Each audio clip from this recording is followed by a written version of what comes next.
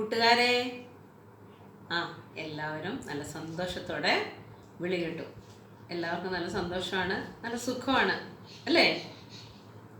എല്ലാവരും കുർബാനയൊക്കെ കണ്ടോ? കണ്ടു. ഭക്ഷണമൊക്കെ കഴിച്ചോ? കഴിച്ചു. ഇനി ഈ കുർബാന കാണുന്ന കുട്ടികൾക്ക് നല്ല സന്തോഷമായിരിക്കും. പിന്നെ ഇപ്പം നമ്മൾ ആരെക്കുറിച്ചാണ് പഠിക്കുന്നത്? പരിശുദ്ധാത്മാവിനെ കുറിച്ച്. പരിശുദ്ധാത്മാവിനെ കുറിച്ച് പഠിക്കുന്ന കുട്ടികൾ, പരിശുദ്ധാത്മാവിൻ്റെ നിറവിലായിരിക്കുന്ന കുട്ടികൾ, അവർ നല്ല സന്തോഷവാന്മാരായിരിക്കും. എന്നാൽ എൻ്റെ കൂട്ടുകാർ നല്ല സന്തോഷത്തോടെ ഒന്ന് ചാടി എഴുന്നേറ്റെ. നമുക്ക് സ്തുതി പറയണ്ടേ? കൈകൂപ്പി പിടിക്കേ. ഇന്ന് ഞാനാണ് സ്തുതി പറയുന്നത്. ഈശോ മിശിഹായ്ക്ക് സ്തുതിയായിരിക്കട്ടെ. ഇനി നമുക്കിന്ന് പരിശുദ്ധാത്മാവിൻ്റെ ഒരു ഗാനം, ഒരു 4 വരി ഗാനം. നിങ്ങൾക്കൊക്കെ നന്നായിട്ട് അറിയാവുന്ന ഒരു പാട്ടാണ്. അത് നിങ്ങൾ നല്ല ഒച്ചത്തിൽ പാടണം കേട്ടോ. എല്ലാവർക്കും അറിയും, എല്ലാവരും പാടണം. 4 വരി. ഞാനത് തുടങ്ങാം. നമുക്ക് പ്രാർത്ഥിക്കല്ലേ? ഓക്കെ. പരിശുദ്ധാത്മാവേ നീ എഴുന്നള്ളി വരണമേ എൻ്റെ ഹൃദയത്തിൽ, ദിവ്യദാനങ്ങൾ ചിന്തിയെന്നുള്ളിൽ ദൈവസ്നേഹം നിറയ്ക്കണേ. എല്ലാവരും പാട്ടുപാടി മിടുക്കന്മാർ. എന്നാ അവിടെ ഇരുന്നോ. എന്താ നമ്മൾ പരിശുദ്ധാത്മാവിനോട് പ്രാർത്ഥിച്ചത്? പരിശുദ്ധാത്മാവേ എൻ്റെ ഹൃദയത്തിലേക്ക് എഴുന്നള്ളി വരണമേ. പിന്നെയോ ദിവ്യദാനങ്ങൾ. പരിശുദ്ധാത്മാവ് നമുക്ക് ധാരാളം ദാനങ്ങൾ നൽകുന്നുണ്ട്. അപ്പം ആ ദാനങ്ങൾ ചിന്തി എൻ്റെ ഉള്ളിൽ എന്ത് നിറയ്ക്കണേ? ദൈവസ്നേഹം. പരിശുദ്ധാത്മാവിൻ്റെ ദാനങ്ങളാൽ നമ്മുടെ ഉള്ളിൽ ദൈവസ്നേഹം നിറയാനായിട്ടാണ് നമ്മൾ പരിശുദ്ധാത്മാവിനോട് പ്രാർത്ഥിച്ചത് അല്ലേ? അപ്പോൾ പരിശുദ്ധാത്മാവിൻ്റെ ധാരാളം സവിശേഷതകൾ ഈ 2 ആഴ്ചകളിലായിട്ട് നമ്മൾ പഠിച്ചു കഴിഞ്ഞു. ഇനി അത് ഞാൻ പറയുന്നില്ല, നിങ്ങളതൊക്കെ പൂരിപ്പിച്ചിട്ടുണ്ടാകും ഇല്ലേ? ഇനി പരിശുദ്ധാത്മാവിൻ്റെ ഒരു അനുഗ്രഹമാണ് നമ്മളെ നന്മ ചെയ്യാൻ പഠിപ്പിക്കുക, പ്രേരിപ്പിക്കുക, അതിന് ശക്തി തരിക എന്നുള്ളത്. ഇനി നന്മ പ്രവൃത്തികൾ, കൂട്ടുകാരെ ഒന്ന് ചിന്തിച്ചേ. എന്തൊക്കെ നന്മ പ്രവൃത്തികളാണ് നിങ്ങൾ ചെയ്തുകൊണ്ടിരിക്കുന്നത്? സമ്മാനം ആയിക്കോട്ടെ, കൂട്ടുകാരന് സമ്മാനം കൊടുത്താൽ അത് നല്ല പ്രവൃത്തിയായി. പിന്നെ പൂന്തോട്ടം ഉണ്ടാക്കിയാൽ നല്ല പ്രവൃത്തിയാവും. പിന്നെ അപ്പനെ അമ്മേനൊക്കെ അനുസരിച്ചാൽ അത് നല്ല പ്രവൃത്തിയാണ്. ഇതൊക്കെ നന്മ പ്രവൃത്തികളാണ്. ഇനി വേറെയുണ്ട് നന്മ പ്രവൃത്തികൾ. നമുക്ക് മദർ തെരേസേനെ അറിയാം അല്ലേ? മദർ തെരേസ, കൽക്കത്തയിലെ അമ്മ മദർ തെരേസ, നമ്മുടെ വിശുദ്ധ. ഈ മദർ തെരേസ എന്ത് പ്രവൃത്തികളാണ് ചെയ്തുകൊണ്ടിരുന്നത്? എന്ത് നന്മ പ്രവൃത്തിയാണ് ചെയ്തുകൊണ്ടിരുന്നത്? റോട്ടിലൊക്കെ ആരെങ്കിലുമൊക്കെ ഉപേക്ഷിച്ച് പോകുന്ന കുട്ടികളെ എടുത്തുകൊണ്ട് വന്ന് കോൺവെൻറ്റിൽ കൊണ്ടുവന്ന് പരിപാലിക്കും അല്ലേ? വളർത്തും. പിന്നെയോ ആരെങ്കിലുമൊക്കെ ഉപേക്ഷിച്ച് പോകുന്ന രോഗികളെ, വയസ്സായവരെ, എല്ലാവരാലും ഒഴിവാക്കപ്പെട്ടവരെ, അവരെയൊക്കെ എന്ത് ചെയ്യും? കണ്ടാൽ അറയ്ക്കുന്നവരായിരിക്കും. എന്നാൽ അവരെയൊക്കെ കോൺവെൻറ്റിലേക്ക് കൊണ്ടുവന്ന് കുളിപ്പിച്ച് വൃത്തിയാക്കി നല്ല ഭക്ഷണവും വസ്ത്രമൊക്കെ കൊടുത്ത് അവരെ പരിപാലിക്കും. മനസ്സിലായോ? രോഗികളാണെങ്കിൽ അവർക്ക് മരുന്നൊക്കെ കൊടുക്കും. അതൊക്കെ വളരെ സ്നേഹത്തോടു കൂടി, ദൈവസ്നേഹത്തെ പ്രതിയാണ് മദർ തെരേസ ഇതെല്ലാം ചെയ്തുകൊണ്ടിരുന്നത്. അപ്പം അതെല്ലാം നല്ല പ്രവൃത്തികളാണ്. പിന്നെ മിഷൻ സൺഡേക്ക് കൂട്ടുകാർ പള്ളിയിൽ കൊണ്ടുപോയിട്ട് എന്ത് കൊടുക്കും? പൈസ കൊടുക്കും അല്ലേ? പിന്നെ വേറെയും പലതും നിങ്ങൾ കൊണ്ട് കൊടുക്കും. മത്സരങ്ങൾക്കൊക്കെ പങ്കെടുക്കും അല്ലേ? എന്നിട്ട് പൈസയൊക്കെ കൊടുക്കും. അതൊക്കെ വളരെ നല്ല പ്രവൃത്തികളാണ്. അതൊക്കെ നന്മ പ്രവൃത്തികളാണ്. കൊച്ചു കൂട്ടുകാർ പത്രത്തിൽ വായിച്ചിട്ടില്ലേ? ഈ മുഖ്യമന്ത്രിയുടെ ദുരിതാശ്വാസ നിധിയിലേക്ക്, പ്രളയ ദുരിതാശ്വാസം, ഇപ്പം പിന്നെ കൊറോണ ദുരിതാശ്വാസം, ആ നിധിയിലേക്ക് ചെറിയ കുട്ടികൾ അവരുടെ സൈക്കിൾ മേടിക്കാൻ വേണ്ടിയിട്ട് വെച്ചിട്ടുള്ള കുടുക്ക, അത് പൊട്ടിച്ചിട്ട് പൈസ കൊണ്ട് കൊടുത്തു എന്നൊക്കെ പത്രത്തിൽ വായിച്ചിട്ടില്ലേ? നിങ്ങൾ കൊടുക്കുകയൊന്നും പൊട്ടിക്കണ്ട, ഞാൻ പറഞ്ഞു തന്നാണ് നിങ്ങൾക്ക്. അതൊക്കെ നല്ല പ്രവൃത്തികളാണ്. അതിനൊക്കെ കുട്ടികളെ പ്രേരിപ്പിക്കുന്ന ആരാണ്? ഈ പ്രവൃത്തിയൊക്കെ ചെയ്യാൻ പരിശുദ്ധാത്മാവാണ്. മനസ്സിലായോ? അപ്പോൾ പരിശുദ്ധാത്മാവിനെ കുറിച്ച് നമ്മൾ ധാരാളം പഠിച്ചു. സവിശേഷതകളൊക്കെ നിങ്ങൾ പുസ്തകത്തിൽ എഴുതി. പിന്നെയോ നന്മ പ്രവൃത്തികൾ പൂരിപ്പിച്ചിട്ടില്ലെങ്കിൽ അതൊക്കെ പോയിട്ട് പൂരിപ്പിക്കുക. ഇനി പരിശുദ്ധാത്മാവിനെ കുറിച്ച് നമുക്കൊരു പ്രതിജ്ഞ എടുത്താലോ? എന്താ പ്രതിജ്ഞ എന്ന് പറഞ്ഞാൽ നമ്മൾ എന്തെങ്കിലും ഒരു കാര്യം ചെയ്യാമെന്ന് ഉറച്ച് തീരുമാനിക്കുക. അത് തന്നെയാണ് പ്രതിജ്ഞ. മനസ്സിലായോ? അപ്പം നിങ്ങൾ തീരുമാനിക്കുകയാണ്, ഞാൻ എല്ലാ ദിവസവും 6 മണിക്ക് എഴുന്നേറ്റ് എല്ലാ പ്രവൃത്തികളും ചെയ്യുന്നതിന് മുൻപ് ഞാൻ പ്രാർത്ഥിക്കും. അതൊരു പ്രതിജ്ഞയാണ് അല്ലേ? ഇനി ഞാൻ എൻ്റെ മാതാപിതാക്കളെ അനുസരിക്കും, അവരോട് മറുത്തൊന്നും പറയില്ല. അതേമാതിരി ടീച്ചർമാർ പഠിപ്പിക്കുന്നത് അന്നന്ന് തന്നെ വീട്ടിൽ വന്ന് പഠിക്കും. അങ്ങനെയൊക്കെ നിങ്ങൾ ഓരോ തീരുമാനങ്ങൾ അങ്ങോട്ട് എടുക്കുകയാണ്. അതെല്ലാം ഒരു പ്രതിജ്ഞയാണ്. ഈ പ്രതിജ്ഞ നമ്മൾ എടുത്തു കഴിഞ്ഞാൽ അത് നമ്മൾ ജീവിതത്തിൽ എന്നും പാലിക്കണം. ഞാൻ 6 മണിക്ക് എഴുന്നേൽക്കും എന്ന് പറഞ്ഞാൽ പിറ്റേ ദിവസം 7 മണിക്ക് എഴുന്നേറ്റാൽ ശരിയാവോ? ഇല്ല. 6 മണിക്ക് 7 മണിക്ക് എഴുന്നേറ്റാലും പ്രാർത്ഥിക്കണം. അതാണ് പ്രധാനം. ഇനി 6 മണിക്ക് എഴുന്നേറ്റോ 7 മണിക്ക് എഴുന്നേറ്റോ എന്നുള്ളത് മാത്രമല്ല, പ്രാർത്ഥന ആദ്യം എഴുന്നേറ്റ ഉടനെ പ്രാർത്ഥിക്കുക, അതാണ് പ്രധാനം. അപ്പം നമുക്കിന്ന് പരിശുദ്ധാത്മാവിനെ കുറിച്ച് ഒരു പ്രതിജ്ഞ എടുക്കാം. എന്താ പ്രതിജ്ഞ എന്നറിയോ? നമ്മൾ എടുക്കാൻ പോകുന്ന പ്രതിജ്ഞ വളരെ എളുപ്പമുള്ളൊരു പ്രതിജ്ഞ. അതായത് ഞാൻ എന്തൊരു പ്രവൃത്തി ഞാൻ ആരംഭിക്കുന്നതിന് മുൻപും ഞാൻ പരിശുദ്ധാത്മാവിനോട് പ്രാർത്ഥിക്കും. പഠിക്കുന്നതിന് മുൻപ് പ്രാർത്ഥിക്കും, പിന്നെയോ ഭക്ഷണം കഴിക്കുന്നതിന് മുൻപ് പ്രാർത്ഥിക്കും, ഉറങ്ങുന്നതിന് മുൻപ് പ്രാർത്ഥിക്കും, രാവിലെ എഴുന്നേറ്റ ഉടനെ പ്രാർത്ഥിക്കും. അങ്ങനെ പരിശുദ്ധാത്മാവിനോട് ഞാൻ പ്രാർത്ഥിക്കുമെന്നൊരു പ്രതിജ്ഞ നമ്മൾ അങ്ങോട്ട് എടുക്കുകയാണ്. അപ്പോൾ പ്രതിജ്ഞ എടുക്കുമ്പോൾ നമ്മൾ അറ്റൻഷനായിട്ട് നിൽക്കണം. എന്നിട്ട് ഈ കൈ ഇങ്ങനെ നീട്ടിപ്പിടിക്കണം, ഇങ്ങനെ പരത്തി പിടിക്കണം കുട്ടി, കേട്ടോ? ഞാനിങ്ങനെ പ്രതിജ്ഞ പറഞ്ഞു കൊടുക്കുന്നവരിങ്ങനെ ചുരുട്ടി പിടിക്കും, നിങ്ങളും മലത്തി ഇങ്ങനെ പിടിക്കണം. അപ്പം എല്ലാവരും മലത്തി പിടിച്ചോ? അറ്റൻഷനിൽ എന്നിട്ട് കൈ മലത്തി പിടിച്ചോ? ഞാൻ കൈ ചുരുട്ടി പിടിച്ചോ? ആരും കൈ ചുരുട്ടരുത്. ഞാൻ പറയുന്നത് ഏറ്റു ചൊല്ലുക. ഞാൻ എൻ്റെ എല്ലാ പ്രവൃത്തികൾക്കും മുൻപ് പരിശുദ്ധാത്മാവിനോട് പ്രാർത്ഥിക്കും. ഗുഡ്. നന്നായിട്ട് ചെയ്തു കുട്ടികൾ, മിടുക്കന്മാർ. ലൈക്ക് വേണോ? ടിങ്. ഓക്കെ. ഇനി നമ്മൾ കുറേ പാട്ടുകൾ പഠിച്ചു അല്ലേ? ഞാൻ തന്നെ നിങ്ങളെ ഏകദേശം 2 പാട്ടുകളും പാടി തന്നു. നിങ്ങൾക്കൊക്കെ അതറിയാം. ഇനി നമുക്ക് നല്ലൊരു പാട്ട് കേട്ടാലോ? നല്ലൊരു പാട്ട് എന്ന് പറഞ്ഞാൽ മ്യൂസിക്കൊക്കെ ഉണ്ട്. നിങ്ങളുടെ പുസ്തകത്തിലുള്ള പാട്ടാണ്. നല്ല മ്യൂസിക്കിൻ്റെ ഒക്കെ അകമ്പടിയോടുകൂടി നല്ലൊരു പാട്ട് നമുക്കിപ്പോൾ കേട്ടാലോ? പരിശുദ്ധാത്മാവിൻ്റെ പാട്ടാണ്. ആ പാട്ട് നമുക്ക് കേട്ട് ആസ്വദിക്കാം. ഇപ്പം ആ പാട്ട് കേൾക്കാം. എല്ലാവരും റെഡിയായി കേൾക്കാൻ റെഡിയായിട്ടിരുന്നോളൂ. എല്ലാവരും പാട്ട് കേട്ട് ആസ്വദിച്ചു അല്ലേ? ഞാൻ കണ്ടു. നിങ്ങളുടെ മുഖത്തുള്ള സന്തോഷം ഞാൻ കണ്ടു. നിങ്ങൾക്ക് കുറച്ചൊക്കെ അറിയാം ആ പാട്ട് അല്ലേ? എല്ലാവരും ചുണ്ടൊക്കെ അനക്കുന്നുണ്ടായിരുന്നു. നന്നായിട്ട് ആ പാട്ട് എല്ലാവരും പാടി. എന്തൊക്കെയാണ് ആ പാട്ടിലുണ്ടായിരുന്നത്? എന്തൊക്കെയാ? പരിശുദ്ധാത്മാവേ നീ വന്നണയോ. പിന്നെ പരിശുദ്ധ സ്നേഹമായി വന്നണയോ. പരിശുദ്ധാത്മാവ് സ്നേഹമാണ്. ഇനി അറിവിൻ്റെ നിറവായി വന്നണയോ. പരിശുദ്ധാത്മാവ് അറിവാണ്. ഇനി ജീവനായി വന്നണയോ. പരിശുദ്ധാത്മാവ് ജീവനാണ്. പിന്നെ അവസാനം എന്താ പറഞ്ഞത്? പ്രാവ് അല്ലേ? വെള്ളരി പ്രാവായി വന്നണയോ. പരിശുദ്ധാത്മാവ് ഈശോയുടെ ജ്ഞാനസ്നാന വേളയിൽ പ്രാവായിട്ട് വന്നത് നമ്മൾ കണ്ടതല്ലേ അല്ലേ? അപ്പോൾ വെള്ളരി പ്രാവായി വന്നണയോ പരിശുദ്ധാത്മാവ്. പരിശുദ്ധാത്മാവ് അറിവായും ജീവനായും സ്നേഹമായും നമ്മളുടെ ഉള്ളിൽ വാഴുന്നു. മനസ്സിലായോ? സന്തോഷമായോ? ഈ പാട്ട് നന്നായിട്ട് പാടി പഠിക്കണം കേട്ടോ. എന്നിട്ട് വീട്ടിലങ്ങനെ പാടിക്കൊണ്ട് ഈ വീഡിയോയിലുണ്ടല്ലോ, കേട്ട് കേട്ട് നന്നായിട്ട് പഠിക്കുക കേട്ടോ. നല്ല ട്യൂണിൽ ഒച്ചത്തിൽ പാടണം കേട്ടോ. ഇനി നമ്മൾ 2 കുരിശടയാളം പഠിച്ചില്ലേ? ഏതൊക്കെയാണ്? ചെറിയ കുരിശടയാളം പഠിച്ചു, വലിയ കുരിശടയാളം പഠിച്ചു. ഇനി നമുക്ക് ഇന്ന് പഠിക്കാൻ പോകുന്നത് തൃത്വസ്തുതിയാണ്. എന്താ തൃത്വം എന്ന് പറഞ്ഞാൽ? തൃത്വം എന്ന് പറഞ്ഞാൽ പിതാവും പുത്രനും പരിശുദ്ധാത്മാവുമായ ഏകദൈവത്തെയാണ് നമ്മൾ തൃത്വം എന്ന് പറയുന്നത്. ആരൊക്കെയാണ്? പിതാവ്, പുത്രൻ, പരിശുദ്ധാത്മാവ്.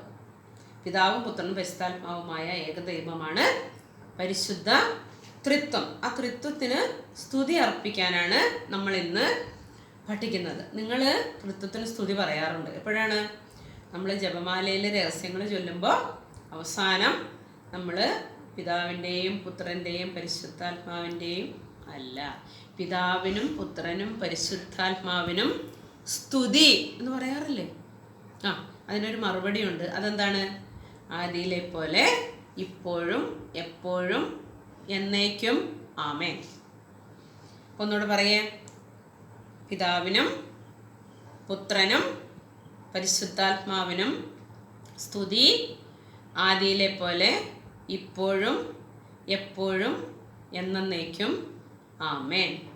അപ്പോൾ ഈ തൃത്വസ്തുതി പറയുമ്പോൾ പിതാവിനും പുത്രനും എന്ന് പറയുമ്പോഴേക്കും നമ്മുടെ കൈ ഇങ്ങനെ പോകും. അങ്ങനെ പോകാൻ പാടില്ല.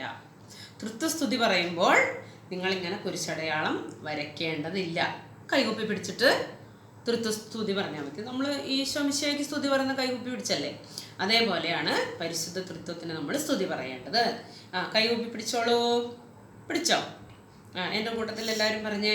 പിതാവിനും പുത്രനും പരിശുദ്ധാത്മാവിനും സ്തുതി, ആദിയിലെ പോലെ ഇപ്പോഴും എപ്പോഴും എന്നേക്കും ആമേൻ.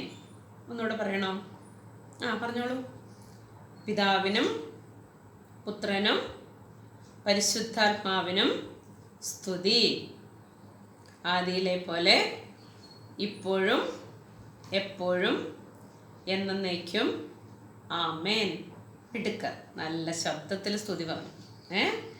ഇനി എല്ലാവരോടും ഇരുന്നേ. ഇരിക്കുമായിരുന്നില്ലേ? ഇനി നിൽക്കുമായിരുന്നെങ്കിൽ തന്നെ അവിടെ ഇരുന്നേ. എല്ലാവരും നോക്കട്ടെ. നമുക്കൊരു ഉണ്ണിക്കവിത പഠിച്ചാലോ? എന്താ ഉണ്ണിക്കവിത എന്ന് പറഞ്ഞാൽ? ഉണ്ണീശോ നിങ്ങൾക്കൊരു കവിത പഠിപ്പിച്ചു തരികയാണ്. നമ്മുടെ ഉണ്ണീശോ ഒരു കവിത, ഒരു ചെറിയ കവിത. എന്താ പറയുന്ന ഉണ്ണീശോ? നന്മകൾ ചെയ്തു വളർന്നിടൂ. ഉണ്ണീശോ എന്താ പറയുന്നത്? നിങ്ങളോട് നന്മ ചെയ്ത് വളരാൻ. കുറേ നന്മ പ്രവൃത്തികൾ നമ്മൾ കേട്ടില്ലേ? അപ്പം നിങ്ങൾ ധാരാളം നന്മ പ്രവൃത്തികൾ ചെയ്യാനാണ് ഉണ്ണീശോ ആവശ്യപ്പെടുന്നത്. അപ്പോൾ ഉണ്ണി പറഞ്ഞു നമ്മോട്, ഉണ്ണീശോ നമ്മളോട് പറയുന്നു എന്ത്? നന്മകൾ ചെയ്തു വളർന്നിടൂ. മനസ്സിലായോ? നല്ല കവിത അല്ലേ? അപ്പോൾ നമുക്ക് ആദ്യം തൊട്ടൊന്നും കൂടെ ആലോചിക്കാം. നമ്മൾ പറഞ്ഞതായ കാര്യങ്ങൾ, പഠിച്ചതായ കാര്യങ്ങൾ. നമ്മൾ എന്തൊക്കെ പഠിച്ചു? മാമോദീസയെക്കുറിച്ച് പഠിച്ചു അല്ലേ? ജ്ഞാനസ്നാനം. ജ്ഞാനസ്നാനം എന്താണെന്ന് നമ്മൾ പഠിച്ചത്? പരിശുദ്ധാത്മാവിനെ നമുക്ക് ലഭിക്കുന്ന ഒരു കൂദാശയാണ്. കൂദാശ എന്ന് കേട്ടിട്ടുണ്ടോ?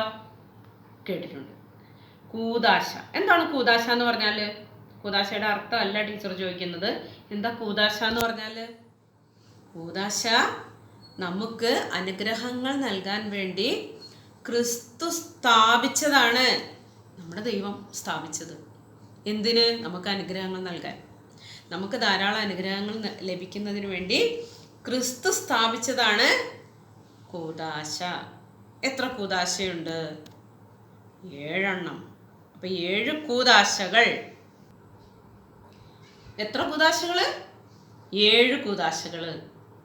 ഒരു കൂദാശ നിങ്ങൾക്കറിയാം. ഏതാ? മാമോദീസ.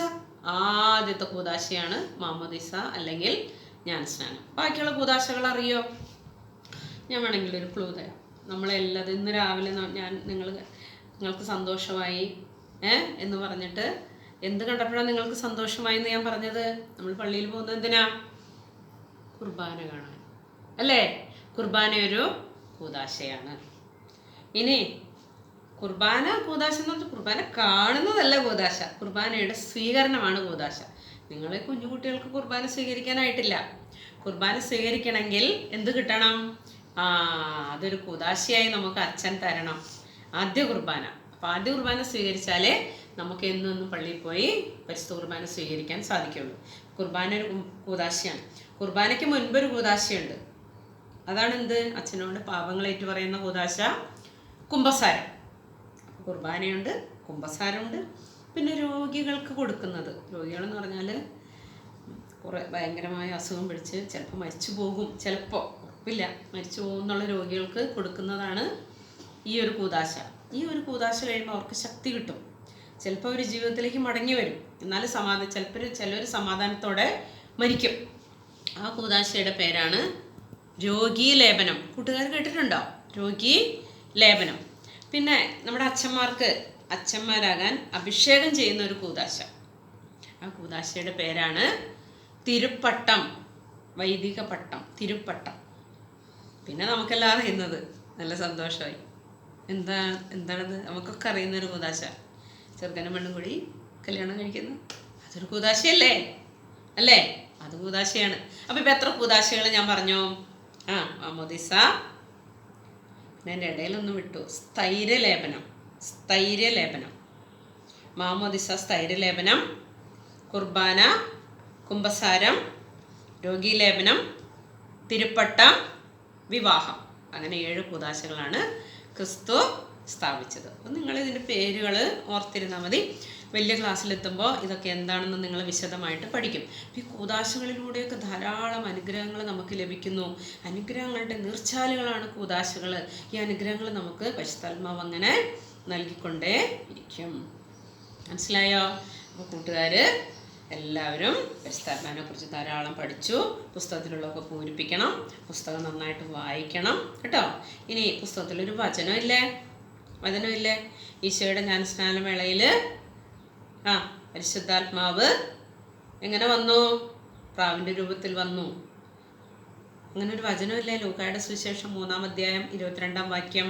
പരിശുദ്ധാത്മാവ് പ്രാവിൻ്റെ രൂപത്തിൽ അവൻ്റെ മേൽ ഇറങ്ങി വന്നു. ആ വചനം കൂട്ടുകാർ പഠിക്കണം കേട്ടോ. ഇനി എല്ലാവരും ഒന്ന് എഴുന്നേറ്റ് വന്നേ. നമുക്കൊരു പ്രാർത്ഥന ചൊല്ലാം. എഴുന്നേറ്റ് വന്നേ, കൈ കൂപ്പി പിടിക്കാൻ. തുടങ്ങാം. പരിശുദ്ധാത്മാവേ, എന്നും നന്മകൾ ചെയ്തു വളരുവാൻ എന്നെ അനുഗ്രഹിക്കണമേ.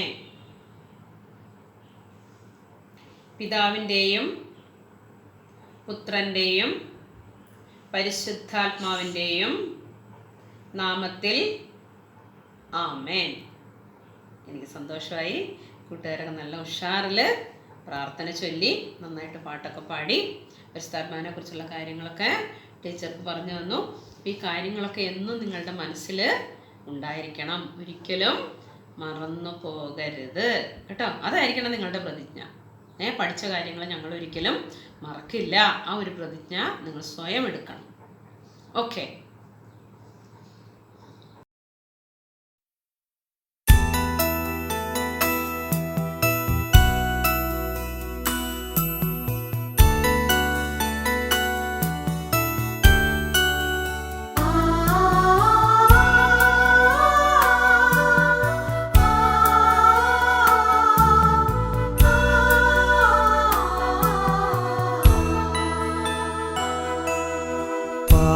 പാവനാത്മാവേ, നീ വന്നണയൂ, പരിശുദ്ധ സ്നേഹമായി വന്നണയൂ. പാവനാത്മാവേ, നീ വന്നണയൂ, പരിശുദ്ധ സ്നേഹമായി വന്നണയൂ.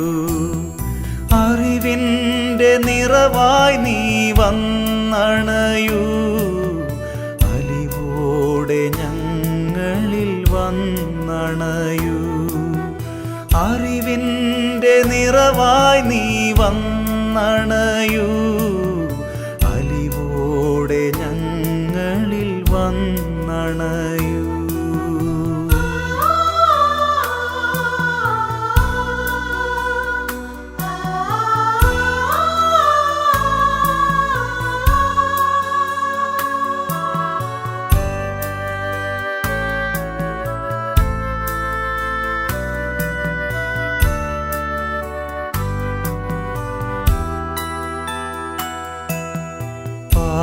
പാവനാത്മാവേ, നീ വന്നണയൂ, ഞങ്ങളിൽ ജീവനായി വന്നണയൂ. പാവനാത്മാവേ, നീ വന്നണയൂ, ഞങ്ങളിൽ ജീവനായി വന്നണയൂ. ഉള്ളിൻ ഉള്ളിൽ നീ വന്നണയൂ വെള്ളരിപ്രാവായി വന്നണയൂ ഉള്ളിൻ്റെ ഉള്ളിൽ നീ വന്നണയൂ